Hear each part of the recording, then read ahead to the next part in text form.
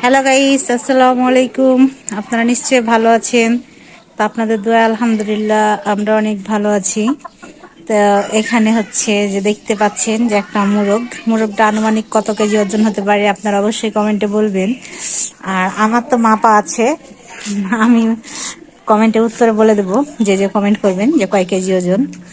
মোরগটা এত সুন্দর দেখতে, মানে আমি নিজের বাসার জন্য রাখছিলাম, তো এই যে আরো একটা রাখছি, ওইটা অতটা বড় হয়নি। আর এটা দেখতে পাচ্ছেন, আর এই দেখুন নিজেদের খাওয়ার জন্য রাখছি ব্রয়লার।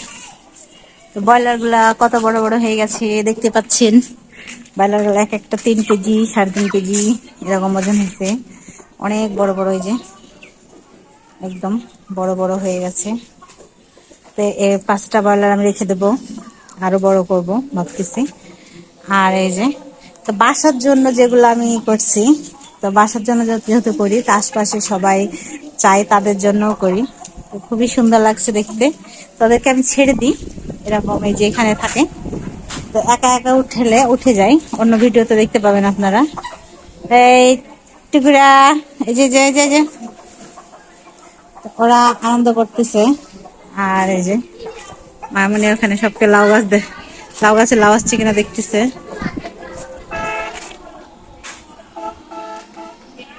তো চলুন উপরে যাওয়া যাক। তো চলে আসলাম ছাদ বাগানে আপনাদেরকে দেখাতে। কোনগুলা? তো এই দেখুন বন্ধুরা, হাঁসগুলো যখন আমি দেখি আর ছাদে যখন আমি আসি, তখন তারা পুরো মনে হয় যে পাগল হয়ে যায়। তো কতটা ভালো লাগছে দেখতে সেটা দেখে বুঝতে পারছেন।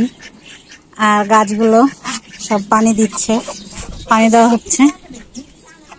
সবেদাগুলো, এই যে সবেদা কিন্তু গাছে পাকে না, নিচে নিয়ে রাখলে পেকে যায়।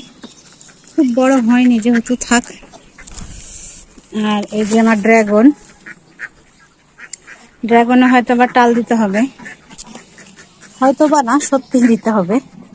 তো বেগুন যে পরিমাণে ধরছে আলহামদুলিল্লাহ, অনেক বেগুন ধরছে। এগুলা বেগুন গাছ। আর এটা হচ্ছে একটা ফল গাছ, ছেটে দিয়েছে। এটা যত ছাঁটবো তত পাতা বের হবে, তত হবে তুত ফল, যেটা পুঁই শাক। আর দেখুন হাঁসগুলো আমাকে দেখে কিরকম করছে, দেখতেই পাচ্ছেন। আর এখানে ফল। তো আমি এই যে এখানে দেখাচ্ছি আরো ফল গাছ। তো রোদ যেহেতু, জানি না কেমন দেখতে পাচ্ছেন না পাচ্ছেন। তা আমার কাছে খুবই ভালো লাগে এগুলা দেখতে আর করতে, যেহেতু এই জন্য আমি এগুলা নিয়ে পড়ে থাকি সব সময়। এই যে এখানে অনেকগুলো ফল আসছে, এই যে এখানে আরো ফল আসছে, ঝিরি পেয়ারা, এই যে লেবু। তো যখন গাছে ফল থাকে তখন বিশেষ করে বেশি ভালো লাগে, আর যখন ফল না থাকে তখন হয়তো বা অতটা ভালো লাগে না। গাছের ফল একটা আলাদাই সৌন্দর্য, সেটা তো বুঝতেই পাচ্ছেন। তো এই যে আমার ছাদ বাগানটি আপনাদের কাছে কেমন লাগে সেটা যতটা কমেন্টে জানাবেন, ততটা আমি ভিডিও করতে উৎসাহ হব। এখানে পুঁই শাক আছে, ওই পাশে বেগুন আছে, সব ওগুলো, এই যে এগুলো পুঁই শাক। আর এখানে গ্যান্ডারিটা আমি এবার শখের বসে লাগিয়েছি। কেমন হয়েছে না হয়েছে অবশ্যই কমেন্টে আপনারাই জানাবেন। আমার কাছে তো মনে হচ্ছে খুব ভালো হয়েছে। এই যে বেগুন গাছগুলো পুরাতন ছিল, তো কিছু মরে যাবে আর কিছু রিপ্লাই করা হয়েছে, সেগুলো বেঁচে যাবে।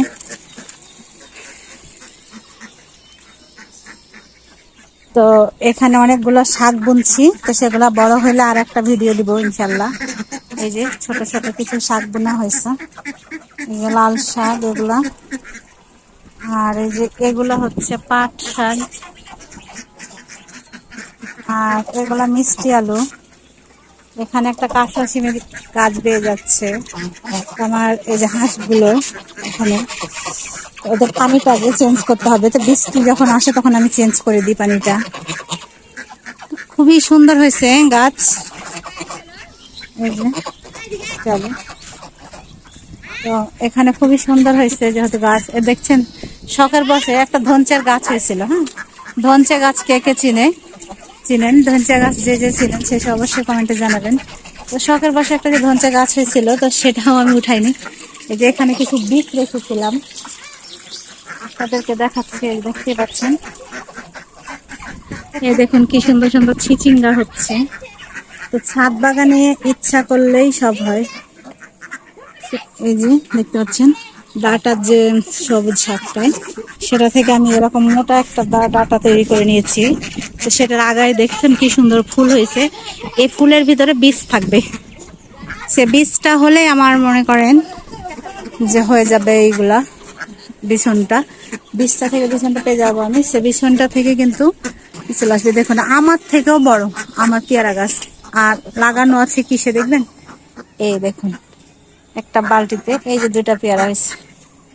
এরকম প্রত্যেকটা ডালে ডালে পেয়ারা, এখন পেয়ারা হবে, 12 মাস পেয়ারা হয় এটাতে। এই যে এখানে পেয়ারা বাঁধা আছে, এই যে পেয়ারা, এই যে এখানেও কতগুলো হয়েছিল, সেগুলো মায়ামণি হাসান খেয়েছে। আর এই দেখছেন কি সুন্দর হয়ে আছে। তা আমি ছিঁড়বো ভাবছিলাম, তো আপনাদের ভাই বলে আজকে ছিঁড়তে নিষেধ করতেছে, যে আরো 2 দিন থাক।